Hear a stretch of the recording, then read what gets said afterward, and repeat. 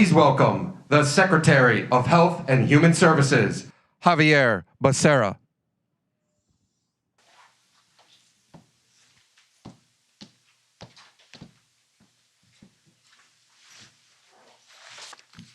I'd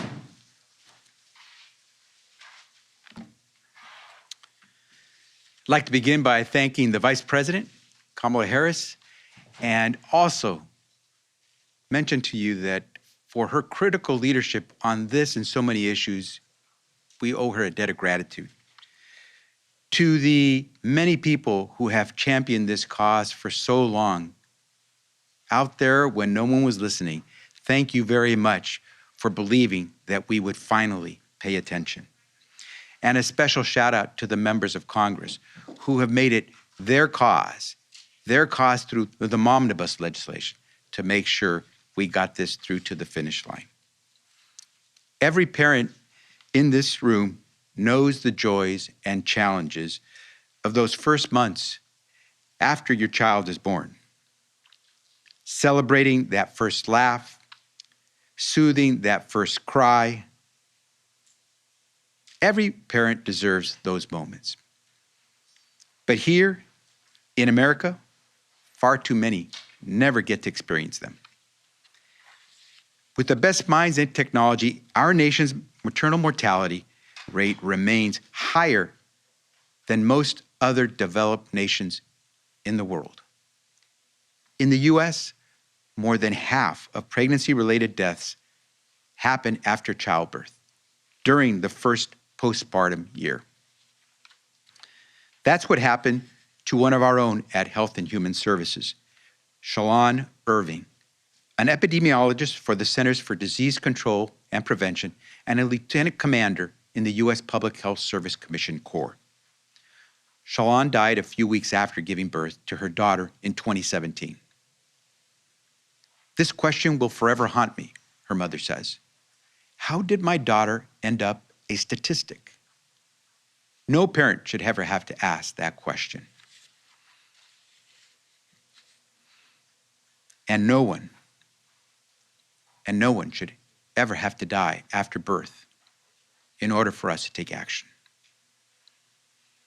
This is an issue personal for me. My wife, Carolina, is an OBGYN, a maternal fetal medicine specialist who has devoted her career to improving pregnancy care and outcomes. And her work is a testament to the motto, willing is not enough, we must do. At HHS, we're more than willing to take on this issue. We're doing it every single day. In September, we announced nearly $350 million in awards to every state across the nation to support safe pregnancies and healthy babies. We've approved Medicaid waivers to extend postpartum coverage in Illinois, Georgia, Missouri, New Jersey, and Virginia. We know how critical this coverage can be. In fact, our Office of Planning and Evaluation is releasing a new report today that shows exactly that. This study finds that if all states adopt a 12-month postpartum care, approximately 720,000 women in America under Medicaid would have access to full-year postpartum coverage. That, my friends, is a game changer.